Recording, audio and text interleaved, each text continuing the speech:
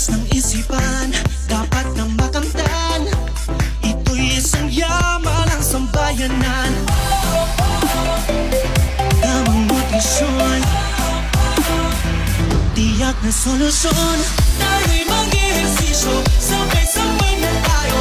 Lakad yung taglian, talong takbo tingkayan. Pagka iihain, dapat siguraduhin magulay at bukas, kumain lang ng patas.